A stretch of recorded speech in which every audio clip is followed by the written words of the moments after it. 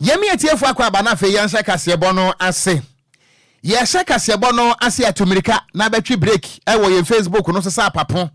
Se biebru na watimi do comment na ba na nsem no eda wanim sa no a etise TV. Se wo hwe bia nie na mo wafa se de mesi atwi pons ne Kwadwo. Okon. Praise Hallelujah. Yehye kasebo na ase a ye koboko ene ne mpotam.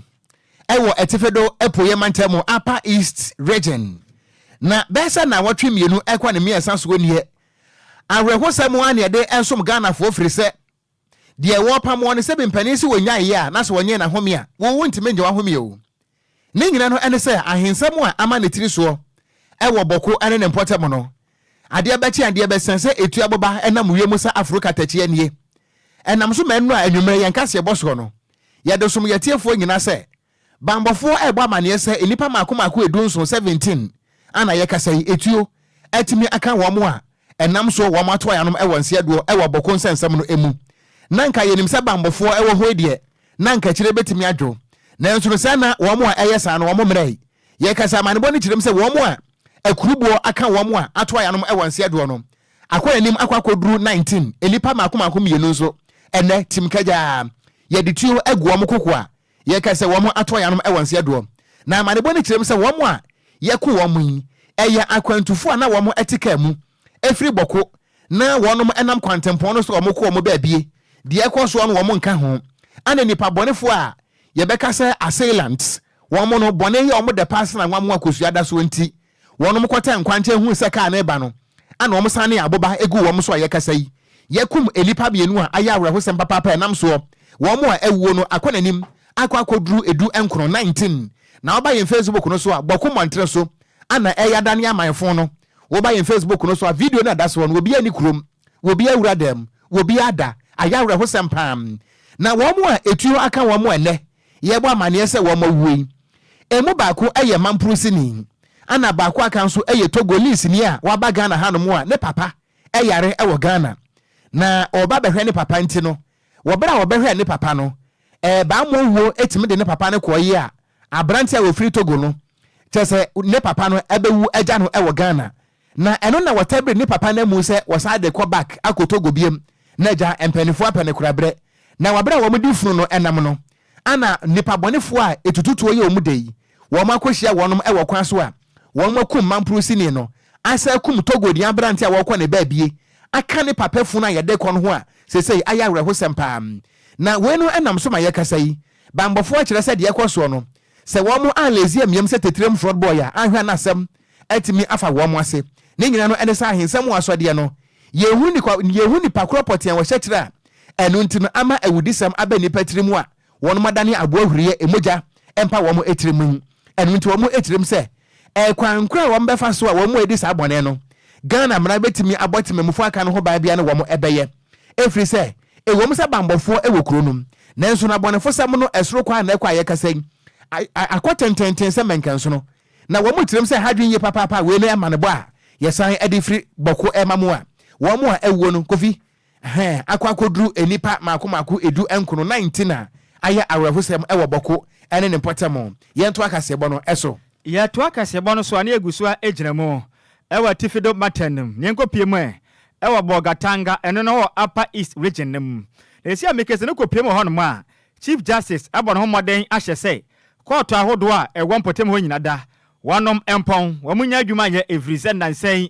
entokwa ahodo a ekoso obokono ma hwe ne yepe na judges no bi wan kwa kantinya de bebo akra na kopiemu ho no ma jese ne nyasem kumo aye nsempi na ne nyina ne sei eye circuit court wonom atum district court nso pepepe high court ena court ahodo a ewon potem ho nyina da sesi amekese enam tokwa ahodo a ekoso obokonti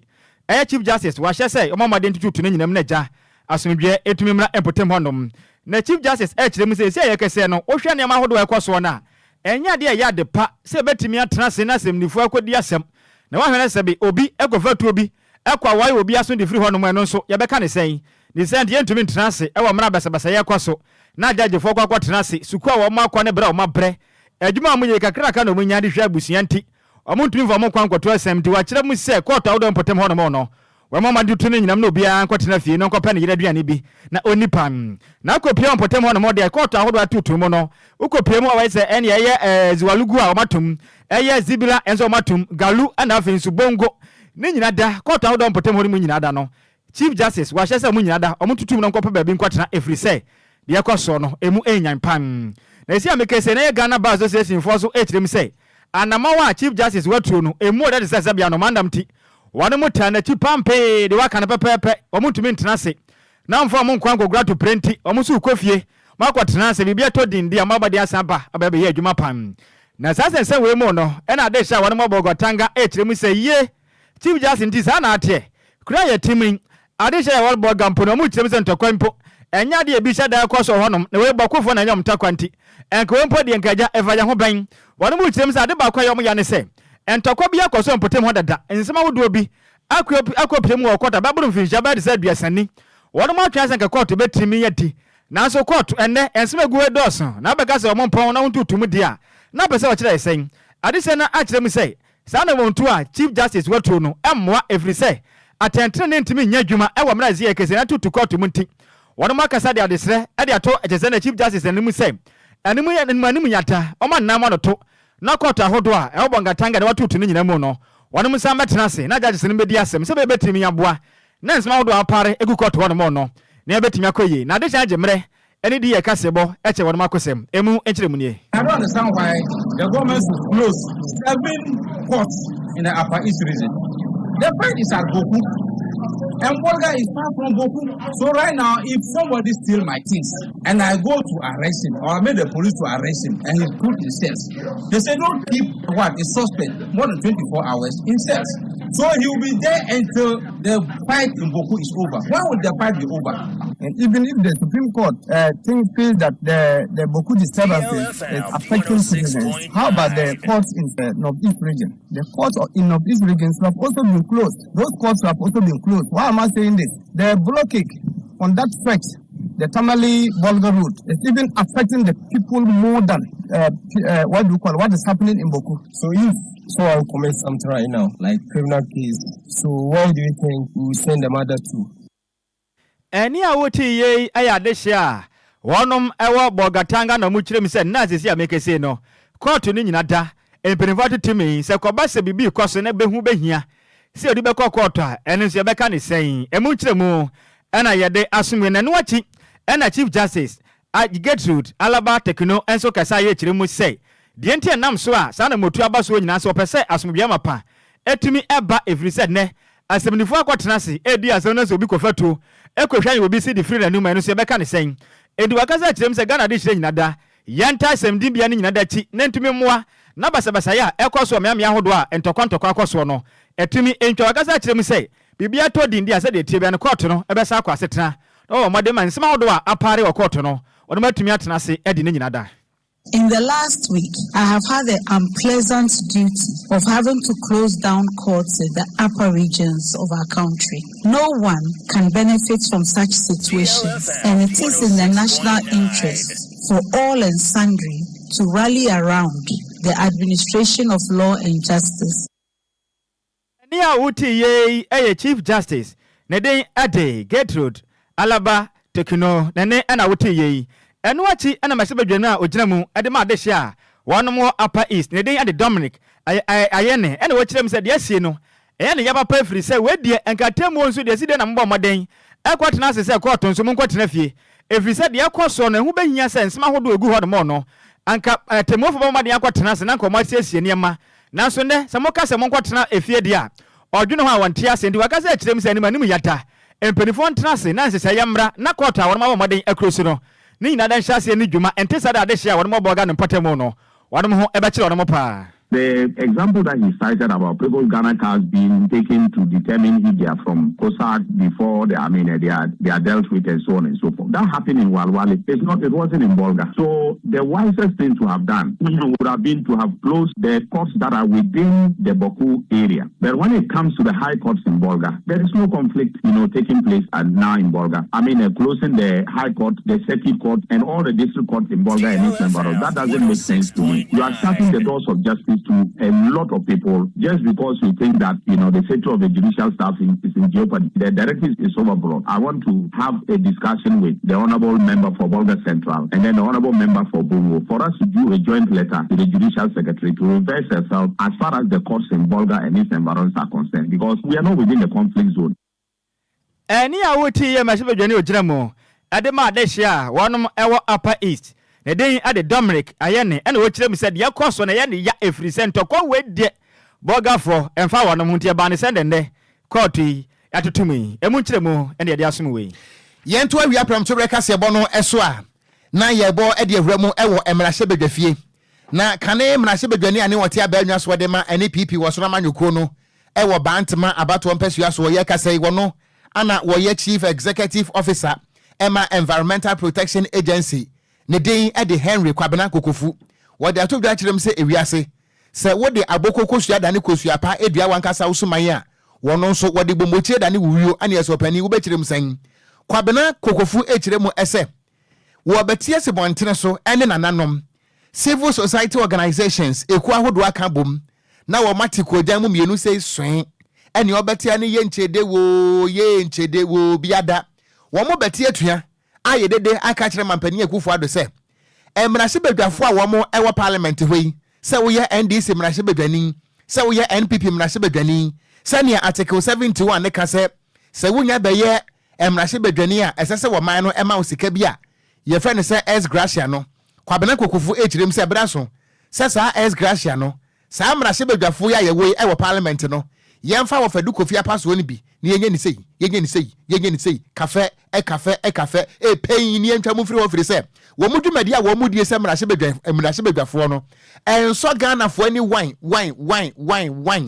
na ne nkire mu ne nyina no ene se nansan wo hwede yasie ewo Speaker of Parliament ene Supreme Court ntem ana afen so no NPP emrahye bedwafo ene NDC emrahye bedwafo ne ntem enam so ye ka se Parliament no yade tete ya santo akredo ni bia tum se twere pan ama speaker watena baabi edi akawo na emrahye bedwafo no so te baabi a we di so kings we di mpihunu a wodwene se adenti ana Ghana fo ato abama mo se monkonkosi wo mo anam wo emrahye bedwafie na enam so baabi a emfa kwa mu ntino yetimi ato parliament mu eno ntine mo hwe ne mo se mo be kofie no maka kire Ghana fo se yentua S Gracia emfa mamo ana Kwabena Kokofu ekirem se braso se emrahye bedwani a obedi ani amo ho sem no wo kakra wo se o mande ma wo no ye de tabo to so ofiri se one na subampedi enu nto de to mampani ekufu adonim se S Gracia no afi won twentwen so hwe ne wantua amfa mamrahye bedwafo ne firi se parliament hokora no wo mu nsi wo so mokwa adwuma parliament ese ko mu tena se no mu ye adwuma de boa wo men niema aka ekira ya to parliament mu aka ekira se me ka bi kira wo yembe so $250 million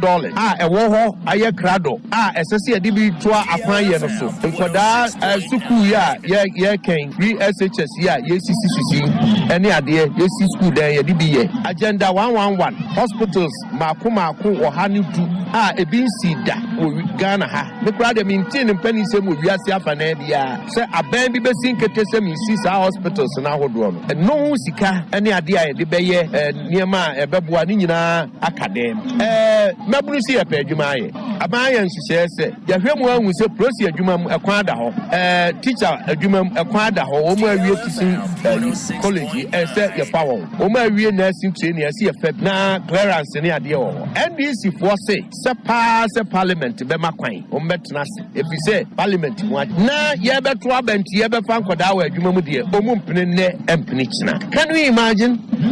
ya to abade amamo se mun komrase bedwam na mun kwatena se na mun hihye mraman na mun tua na mun ebeboa yen omanfo titiri mabunu yadwuma yemu mo se mabato a mo dwene hu nti no mo mpene ma ne nkoso yo ye me matena parliament pe na indeed me penso na sa asem ABC a anke ye be kire ya dwene papa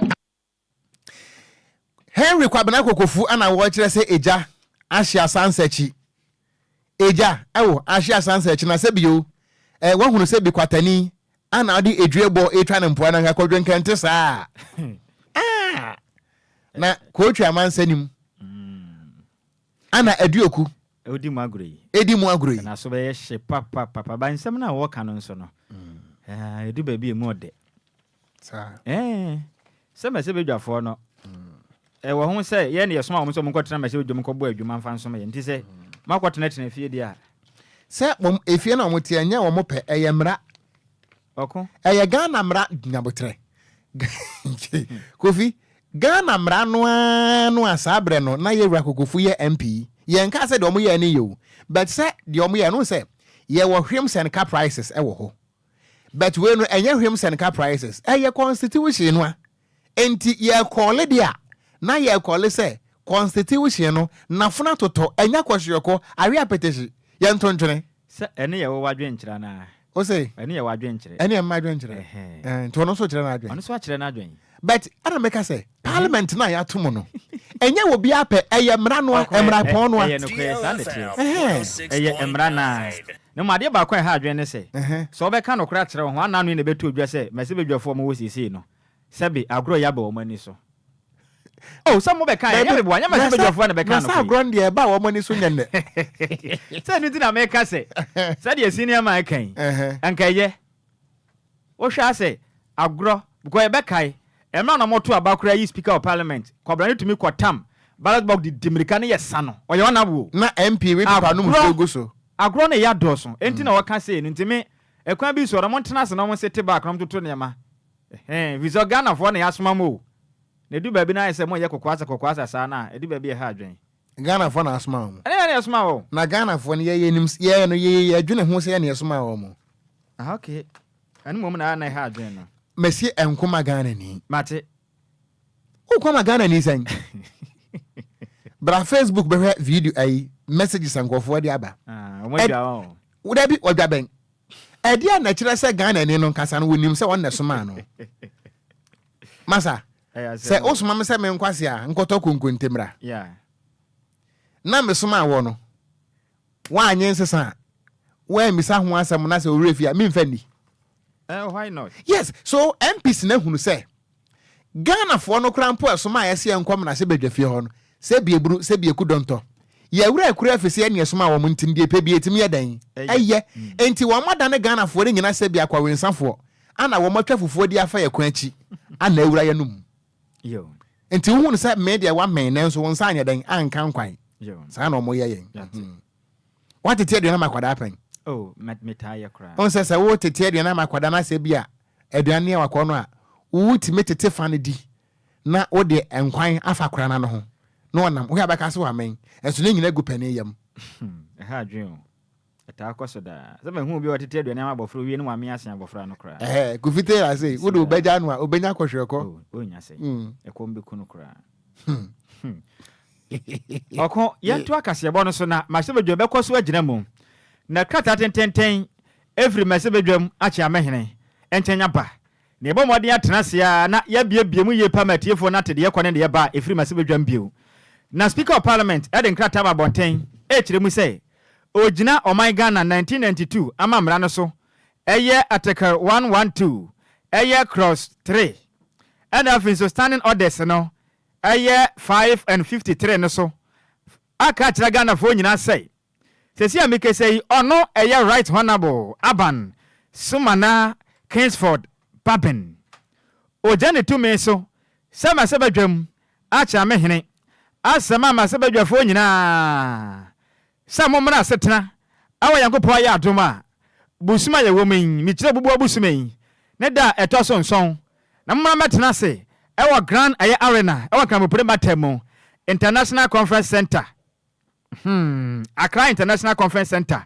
Mama matena se na masebedwafo no mo sanjo twen komo free said ye keka kono. Ehu be hia se masebedwafo no batena se. Na o mangada mo asin konwa adwonwuna ma hu ye pam. Na Ghana fo ba kaya mleka kra mu ni nyasem kuma masebedwam.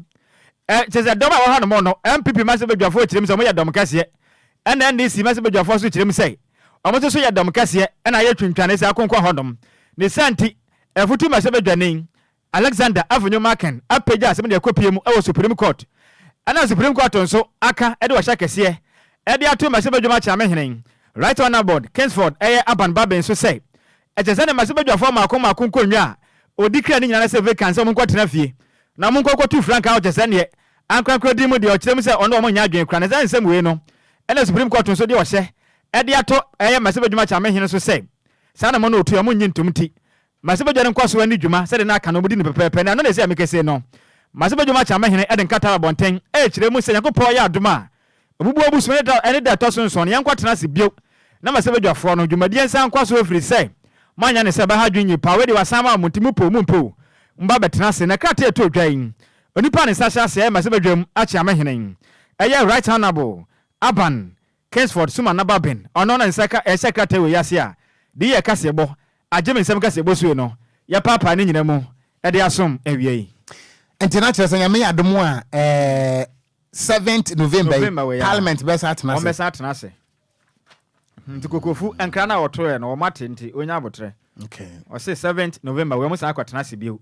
ya hwe bia susan e de bodo hwe no befa nti eneye say na ye first nti 7th ne be ye Ukwada ma akotena se be ukwada anapa nondu omukwa akohie na bibia to din sra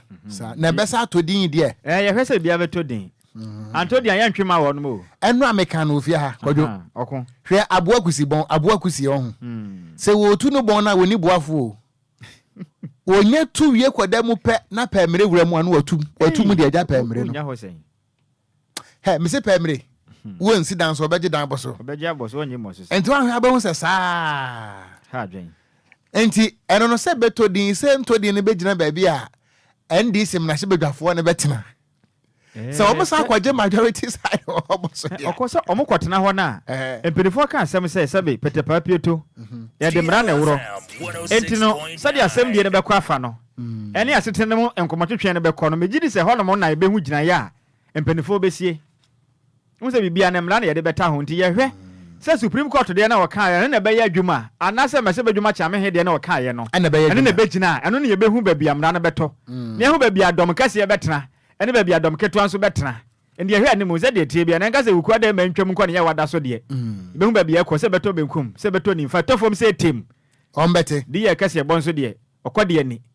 ye de beto fo magana fo nyina so ehu se de be firi mu aba ye ni akwese se space to space mobile money ye wo na bia wo sen wo soma ye nko ade beko de ehia ne sa obekasa kase bo ne your official de aka bia no ye de besomo. It's official. DLFM 106.9. Yentu akase bo no so na ye monwura mu ewo ensem foforo mu a Center for Democratic Development CDD Ghana the Afro Barometer report abeto montere eso na report no emunsam de akwese Mark Abraham nyom se tienie wono ma akire se wo motisi montere so ne Ghana fo di nkomo pa de fa amamwo yi a ekosoi eho ana eye barometer report no kirem se Ghana fo wa ha montichemu adwewatwe mienu 82% ehunu se Ghana se de amamwo no ama Ghana yedura menam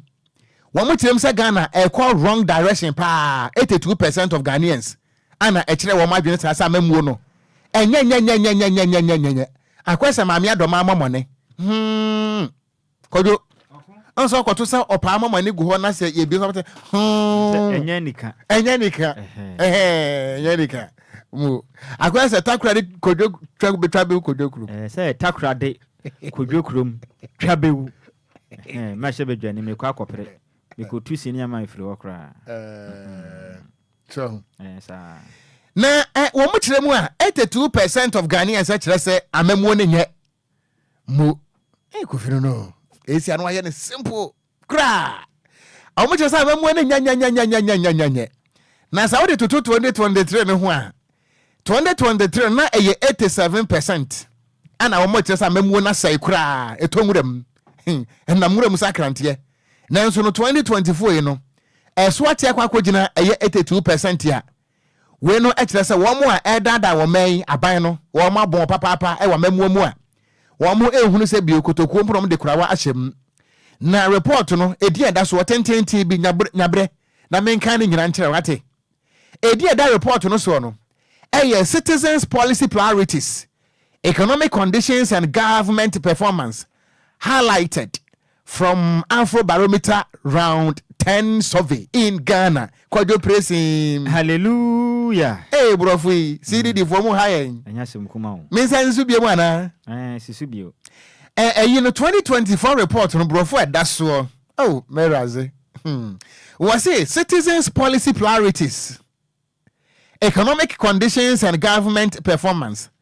highlights from Afrobarometer Round 10 survey in Ghana. Na we know one of ATC Montreal one more conducting and so a survey no e won krapumpuni mantem ha enra anasa report no wo wie ye ne wo mo de hunso so so abetodwa na report no so no Ghana wo ha mo ntichemu edunum 15% pe na ekire sa memo ni ye na emom wo mo aka ni nyina no 82% kire sa memo ni de enye kura na report no sa kire mu ese 85% ekire mu se free senior high no ye man ntena ho ana 80% nso kire se E11 no abo Ghana fo abro E11 no aban we de baye no ama Ghana fo adane ahiafo enu nti no ye ntwam kura enu ye 80% ana 82% enso kire se said wo hia unemployment no esi kosoro e wo Ghana hanom no ama mabunu ebre papa kire se enya asem keto a wei ene Afrobarometer report wa Center for Democratic Development CDD Ghana ede betodwa emunsam eno no ya to akase bo no so ane ye bo ede awuramu e wo chairman Edema Group Indium onu kware so na ekofale bai Edema Progressive People's Party PPP prepapa prekon Dr. Papa Kwesi Indium sisi amikeze papa yi esu pa na adwadwa wo so my Ghana mo no enya semukuma kura ne nyina ne say oh ni business ahodo o my Ghana mo nyina da Ghana man penny na na de danko akufu ado atena se apam ne tire so apam bonen edi jade atum agu ne nyina say to e wo my Ghana we say amikeze papa yi na ni so who are you sa no ne mo mai musa na senior man akaze kirem say ne ya papa evise we de enka manyo sem na mu nyina mu ye onye boni bia mventia o Ghana man penin we odi ne dwuma e na so odi dwuma enti se onni wa fa we tire se ja ne nyuma hodo oye no begu ne nyina da na o jem se de asie no odwe ne ho a onte ase akura na ndo adanya sem kuma Papa Kwesi Indium e kwatena Facebook we so e na kofa na phone e na ko Facebook live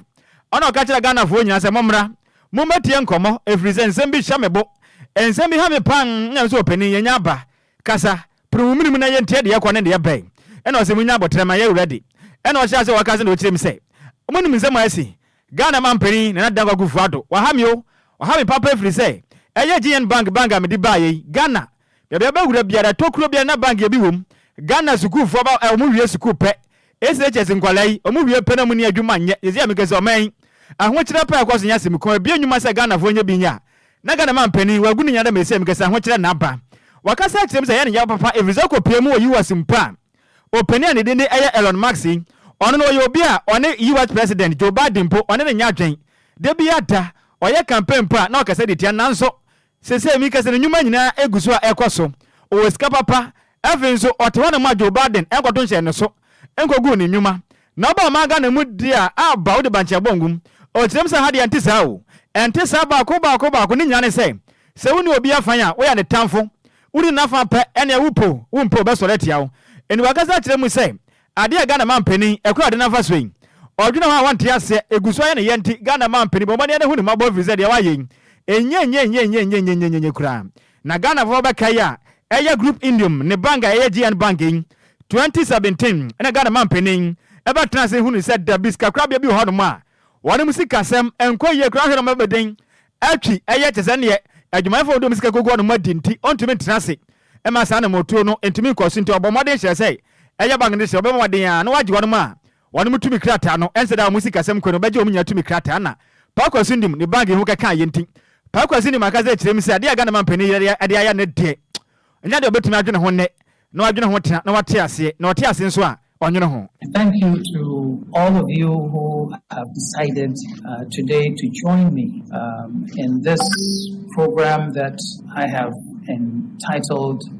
Disappointed But Not Appreciate the opportunity to be here with you. I do hope that in all of what we go through today, you get something out of it, and I do hope that I provide you with some information that you can use. I Again, my topic today is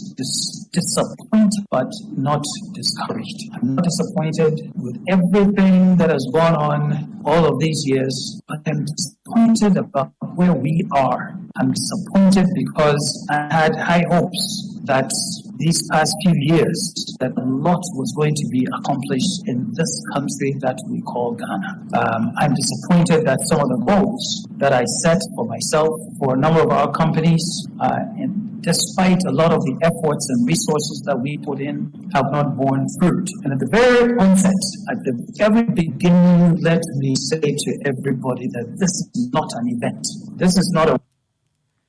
Any awoti ye chairman Edema Group Indium Onukrans na ekofalbai Edema Progressive People's Party PPP Prepapa Preko Dr. Papa Kwesi Indium Nene ena wote se Ghana man penny o chim sa de ode aye no ni wure fida kopem se obefri atiasefo asase so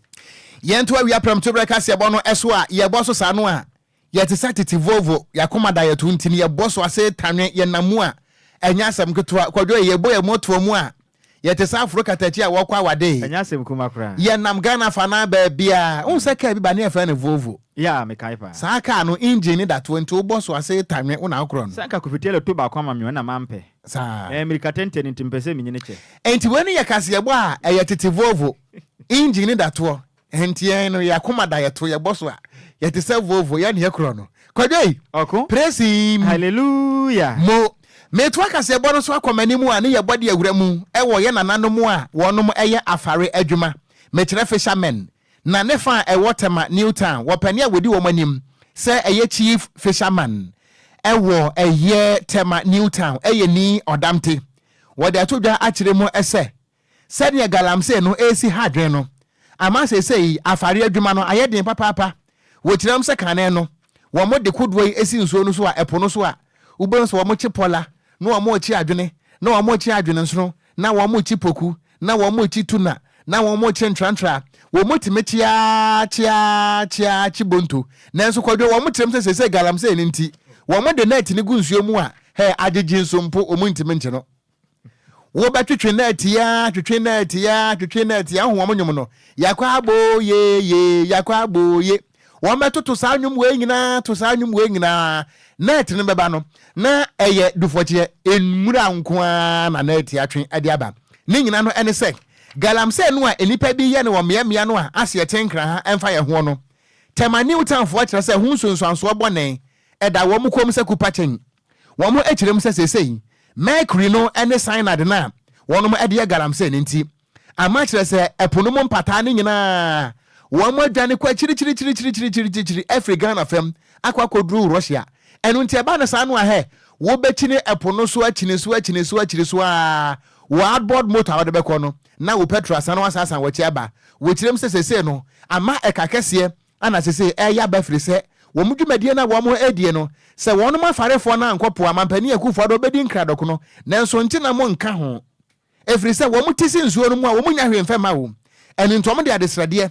fa kase eboy so ese yentungu mframam se ehu ni enfama mampani akufo do se tema Newtown fo kire se afare adwuma na wo mo ye no mampani yi empatre ni nyina wuwu efiri se galamse na ayeye no wo miamia no a yenka ho hwe no enkrafo nso esonsonsanso yensa aka bi emunsem ne Galamse have hit the fishing communities. It's crippled the state. Galamse have hit the fishing communities because you see all rivers, all lagoons have their channel into the sea. So the hard mercury is entering into the sea. Goes to Shaman, go to Western region. You see, so all these mercuries are entering into the species. So if you consume them, you'll be affected than those in the Galamse side. Our earth is poor. Go and see our holy polyclinic. If rain falls, you cannot be there. You cannot be attended to. Doctors, nurses cannot attend to you. I'm telling you what is going on in the town. You see, so in Tema, everything is poor. In Tema here, everything is poor. I'm telling you. You see, I'm a leader. Look at these people. If they go to town, they're under the chief. If they enter here, they're under me. So if anybody is sick or emergency from the sea, quickly, where are we going to convey the person to? Unless general hospital. But if our polyclinic is doing well, quickly we move to that place, even for the first aid. But we take a long road to general hospital before the person can be attended to. So we are telling the authorities, our MPs, our mayors to do something. We beg them. I'm not doing politics. I'm a leader. So what I'm saying. Enti ebusuani a yeti ye chief fisherman and as a chief fisherman I wono wo tema New Town ne din edini odamte an okasa ye na wo be wie no na wo kire mu se wo ko emiamia hodo be ni aman hodo so a aban ne mpanifo wo aman hodo so no wo mu de sika hyem wo wono mu beaches ahodo no emasika timi bam nanso na uduru Ghana empoano a awurade hyepeten ene ball akese wada sani time chechire bola se pani sumye no de abeto mpona no adai a bosompomfa nko enu ntene se uduru Ghana yen coast no a adane bola nko a ehu. The Kinu Basin, our sanitation issue is very bad, but the GPHE is forcing. They have employed people to do the cleaning. You see the population around, we are many, so day in, day out, people litter the grounds. And when you move to the shores, now that's where people dump their refuse because we don't have proper dumping sites. This morning I went there checking the site. It's very dense with refuse. It's very bad. You see, if you go to other countries like Egypt, Israel, people, they've beautified their beaches as a tourist site. That's what generates money to the state. But Ghana, we have left the place. If not individuals come and occupy a place to design that place, then the government do nothing about our shores. It's very bad. So we are appealing not to the government or the locals around or across the state, the nation. The MDCCs must provide proper dumping sites for regular conveyment so that the place will be neat. Go and see the shore. It's very bad. You cannot swim. While you are swimming, then rubber polythene bags are catching your legs, your head. It's very bad. So we are appealing to the state to do something about our shores. Na ne krakra mono ana chief fisherman wode atom panifo anim se ebra so na se wo mo pese epo no wo mo atumu a wo mo ne panifo wo mo eka bi wo mo stakeholders no wo mo nsi ho nkonwa yie efise na nsan wo mo ho no mo na mo tese ma me ha wakom sen ekita safo akakraka bi na safo no kra ne de ba na eda excavator mfrise ni pentime nso a emu odu ana e ma me kitemu ana me tumo ene me tumo Kwadwo me tumo kredoi wo tumo e ma ye kasai ye ma me ha wakom sen wo de kredo kesie bi ato apono mu a he akronfo mpntimi mu ani wo kirem se saade no a aban ne ye no so ne wo mo nsi ho nkonwa etimi do ha kese ana e ba pa kenka ehin imale ehin shini yo he ken ha wo popa he ni wo yo nshona ajake be pie sani wo meni wo twoni I engage wo in the first place koni akwa be poteni hi e ha wo koni akafo jeme aken ha wo shimo no ni hani ehin ha wo ajake waji wo le meni tafra che boni ni wo bowo alo bani wo ntwimo shikamo yo ka wa ya wa ye ni baja wate dan wo ba ye ni no aka ni ka wa ya wa ye ni e wo be ka be fe wo fe be wo ha wo ye jomo shineka crosses in ha wo be no wanyo wo fe wo ka jo wo yi ndo se hu po we ka bi ko ye shon alo we kunyo ko ye shon e ha hegbe onyo o aslale alo kale national o tipo ni yo minje akachi e ha wo bani wonu twumu e wanyo wo sa no fe no ko ni gba wo na ye wonu twumu e ha wo hegbe na kan bia mi wo sa shimo no ni yo wa we ye ne ka crosses in mi ko bi mi ni ma yue e jake be eni aka fon ha wo e wa wo kama yue ahun inye ma yue aka mi tomanyo ni mi yue alo mi yue kan je kama ni ma yue ni ma shi wo kusumi ona man fe ma e kusumi jino ni aka yuole no ne ke ena aka fon na nko e yue wa kusumi alo ye wa kusumi awi enti ebusia ofa na e twon nya bia ne Kwadwo nsa o kan se what is a kinkran so what kinkran na tira se ha wakom sen so asafo anu mo na pe kinkran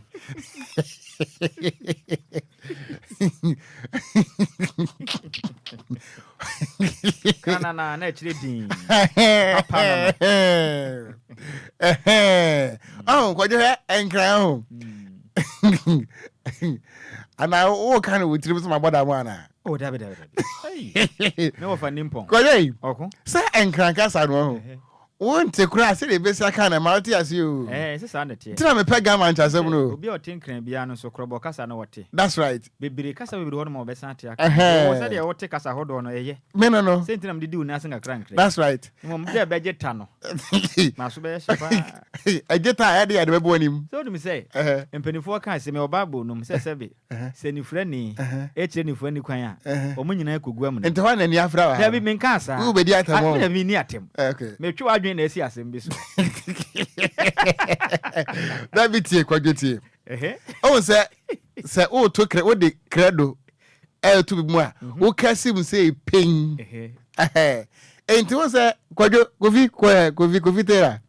Etienne Kran, I mean, Quaya Shawana. Chem, baby. Kofi, and Kran, Mitchell, I mean, Chimbium, Moasamra. I was as I walk credo as you prumwa. Who can see my just say ping? Anna, say a safwa on key, maybe a dear chimney says, who better the track crying. Nice, I lock it. And to us, workers all can Kran was say, King Crane. And I say, how I come say, hey, quit now for the honor. I know to say, pay King Crane. I say more. I say, one almost or many swat when we say, that's right. But I'm more and some more can or a who here say. And I'm mobile on Peso Mutu, almost a whole man on me, Juma, Mamma Sako, no man. Debbie, I don't know, me, Chimono. Na I say they make an namurem. I feel on my job. Oh, Debbie make I said the old canon, no idea in your pen. So now church and can cass him. And I meet him. Now I can't cry, area, Trimway. And one moment I want a man tears ye. And tell me say ye pay can cry ya tupunum. Matum. Matua say. Oh, say, can cranny picking grass. Oh, yes, simile. Oh, yes, synonyms and antonyms. I come here. Almost say. As I say, it's king cry. Any pagan crying, and no one's having a making. Unuga, if you know, mete. Metina mentum question, Tino. Wadama, I'm a before. It's official. DLFM 106.9. Yatwaka se bono so a yemon fanwura mu ewo apie matanum. Ne enko pie mu ewo parliamentary candidate Edema Fantiakwa abato MPS one so ewo honom oginamu de ma MPP amanyokuo no eno wa pie matemo ne den ade Kwame Apia Kodua wakasa echrem se Dr. Alhaji Mahmudu Bawumia obo adwumo ohwe ne musen yankopɔ ya adoma nwuma pa wo bonti owo magana nyina 2025 ankase ndu no na Ghana mampeni abede che efa katuni edema MPP amanyokuo no wakwa Ghana nyina mampeni wakasa echrem se nema yakoso Ghana mu no emu oda de zazabe anomanam ti nema bibia kwa ni ye papa ni senti Ghana foi nyankopɔ ya dom na afi aba no bibia to dimpe monto aba ne na momfama MPP amanyokuo visa na mompa no mutu no ekɔ anim ye pam opinion ne Kwame Apia Kodua ya kasa na ochirem sei sesi amekase oman Ghana yonum sei unemployment ne gusu ekoso de nanso no Ghana mampeni ya bede chire egusu bo adwumaden a cheze ne digitalization ba yi bibia de din niam ahodo wa bia bia no ochirem sei nyasem kuma ochirem sei Dr. Mahmudu Bawumia kasa ochirem sei ekese no enyuma be ya 1 million wa bia bia Ghana ha mebu ni nyina de gusu a wanu manya bia wanu manya yenti niam egusu a ekwa ni anim ye pam wakasa ochirem sei Ghana mampeni ya bede chire akasa ochirem sei Mansini mako ha mienu eni edioson enum 275 aye abato mpesu aso nyina da no obono ho moden say obi bia betimanya adwuma no matima say nyuma mbenya no ebe say 35000 aye youth no betimanya adwuma aye e wo mansini hodo a e wo manga na mu nyina ne senti aye Apia Kodua aka say tirem say we ya na mompa je say Ghana mampeni abedachi Dr. Mahmudu Bawumia otu a ene betimi ya bo Ghana mebu no atimi enya enwuma pa na wodom aye odi se wanyina do tudwa amaje zana no gosi ade atwam na eye hard work bi eto dwa sane infantia kwa ade sha wona wasa eye infantia kwa south onya wo moden etudu nati ebo bomme e kanfo no pa kirem sa na mo we na wotu no ebebo apa ne senti wagaza kirem se eye infantia kwa south abato mpetu aso de ebedu babi na jisa mo moden ekwa mansini hodo mu ekwa frafra ade hye ede bampotem ba ya adwuma firi se ade hye mo ya youth ne mako 85000 no infantia kwa eye south ade hye mo do onuru senti enyuma na bada so pam na ebu amusu nti wakaza kirem sa freeway Ghana for mopo momponi obekɔ ye pam wasa kaza kirem say Ghana mampeni abede kire eba moden ma Ghana mampeni na dagokofo ado ebo ne din se mabo mampeni e woni dwumadie mu no wabo na pa mazia mekese ne fantia kwa abato mpesu aso nso ene ma ekoso ye nti wohwe ne mu se de tie bia no 2025 said the Tibia Ghana MPP Amayoko no ebedimu enkunim Adia Edda Dr. Mahmoud Bawumia Akuma Sone se Ekwenya ebefasu na mabunu ebenya jumaye Ekwenya ebefasu mabunu ebenya jumaye Entina odi jumaye o ICT ayebe pray Ghana for mabunu 1 million Ghana for mabunu kwa ebefa o 1 million Nyami adumo efina sie kono eno enye English enye maths enye science eno ase utimi kan eno ase utimi chro ukoye juani bi Medika greater to so I'm divided 1 million divided by 275 constituencies ni ankwa ni enya over 35,000 over 35,000. And the bedroom Babino, young man, Omonti constituency, how kind, Omo Kumasi, Omo Kofodia, Omo Kofodia, and become. And near OT, a parliamentary candidate at the Ma Fantiaqua North, Abato MP Suano Eso, and no Piebantemo. Nede at the Kwame, Apia Kodia, and our Jemre, any DLFM, Yansem Training, containing Kofi Obosi and Demo, our Piebantemo. At train komono emunchiremu ena yede asumuwe yento akase bono so na yenkan Ghana for ene yetie for ya adwenkyere ne so kakra enu so hia ye papa frisa se wo mu ni hono mu a yenso ye ni ho na ukọ Facebook no so a messages ni tamu o ye ewurade na wodoi edifretema ana ba ye ana o se kase bono emu de papa pasa no manam na wo se hwena mo anto aba amfa ma yewura mahama mate medase ana piaga wono so edifra chimosafo asem krona na wono so woka ana Lucky Jackson ana say the people of Boko should reason up. I agree with the Chief Justice because nipa nkwa ehu hia ye papa court no yatum ana Richard Ahwe DJ Ghanaman wasi wabiem ewo Bechele station hono mo a Emmanuel eton waache konkontem mpempena Okada for taxi drivers wo mu tie bi pa petition sellers wasi said the news ni si demo hono nya asam kotoa na wasi DLFM annex ebiem ewo Bechele ho na wasi news no emu de papa say abrewan kwan and wono so wode aban na Kofi Parliament and wasi I love my country Ghana DLFM news loud and clear and wono so wode aba wasi edem ewo agona bobikuma and wasi in fact nyankopon enhiramu a wonte ase yenso yadase na Asari Clement ana wasi rest in peace en confirm womo a about 20 womo begine mu so wombehwere womo nkwa ama political party ana wono so wade aban na momentum fa ha na menko DLFM annex ewo United States of America yewra brapani Charles Mante ana wo so wo meham yakwaba na wo magana fo nyetiefo nyina so happy new month that's papa same to you ewo soro ho ana wo say when two elephants fight it is the grass that suffers. Ghanaians are the ultimate losers of these power struggles. Where is patriotism on both sides? Was it Semuremu and Sensa best of financial say as soon as you can see any near Koso Ewa Parliament no any Supreme Court on terminal. A Ghana of 1 year best of far. We are going to receive the bullet and into a man young in Iron Kamum. Nayan Chira patriotism enter our minor. Na wo busasa fa no ni mienu se eyedom kuma se eyedom kese mu mienu nyina no modo wei a mode ma omen modo no ewo he fa sesi yin ana yewura brapani Charles Mante was live ewo US Montene eswa yeda na se papa mame ente emfa ha na IK music entry and was say ayiko news no eye papa was say I am watching you live ana Cassandra AJ was it good afternoon, Wafa? Was it Ghana, our beloved country? Nowadays, it is not free forever. It is not free, kura. And one also what yabai. Na Hans in Diodu was in news no a BM, a twabasa hiamoko ni moni achiri. Say, so for kwa match pass, ewo Dansuman, Atomic Hotel, Dansuman ho, ana oso ma ha me akwaba news no emu ode papa wose nyankopɔ wonhira wonhira wonso ana wose news no eye hot keke ahadi akwese preko na mu eye pe Kwadwo kenkran ne ade som no ye ntwan ma na nyo akwese mpi hu adu anya de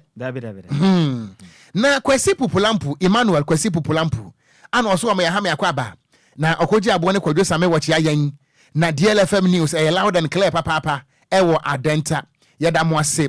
abusua kasebo no yeda ye ho aba yeba dia ka kire bia nso yede kasebo no ebeba na wie yeba sisi a DL News.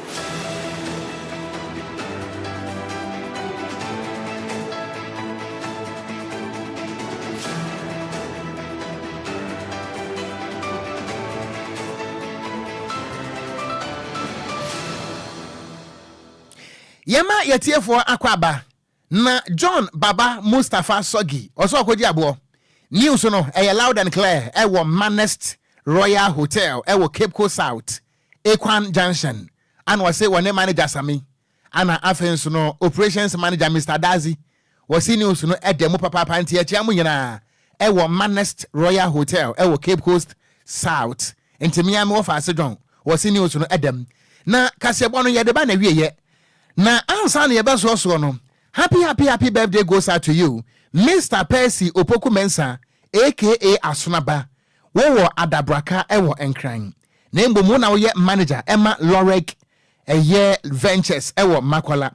we efri yensem tronia wo si DLF manemu ewo twifu praso Kofi Amoaben ana se ene Mr. Percy Opoku Mensa birthday enuntin happy birthday goes out to you sir. Yes, afro say Asonaba wo adabraka ewo Enquires wo ye manager Emma Lorek Ventures ewo Makola ewo Enquires ha enunti enakwaye wa wodai nyame wonhira papa na wonto nkwa ne moma nim de woma sika ne noso na woma ne bambo no so nya kese se ene eye wa woda nti woma onye tire woma onye nan da na edom ne mpempem ana wo besom wo mo na wo mo so asom bie efresa wo so abamfaso ama wo man no enunti once again happy birthday goes out to you Mr. Percy Opoku Mensa we every yen chief praso correspondent Kofi Amoaben ana wade esomwo ene area yada se Kofi Taylor so e de ko Facebook no eso na Kofi ene no na ya wachi ana se na bengu koko Kofi Taylor koko ubetim de biare nkwara nan bo brapem no di koko bo brapem na trise Sophie enti kasebo no abusia ye de besi wa hane ye so a ene fiada enkaidum nana adwoase okay National Women Organizer Ghana Freedom Party wone akire twan bodwesa ngode hye Kwame Afum ana sexy journalist one more edi Friday's edition of DL Hour ye fra no enkaidum wa wonim so bia no twan yen ene ebeyire se ye de sunu be puan se kafo enu achi no na silver lady so atwa mso akenkanfo mienu medin ade gun stakati a meeting kura Okogyeabour Ocran mene takrade Kwadwo krom twabewu de hyekonkron a mekwa akopre mehye Kwadwo mehye bedwa konwa no ewe twabewu Nhyiraba Kwadwo Sammy B yeda mo nyina se awia yi ema mo nyina mo anything ya wogye yen wo boja DL News.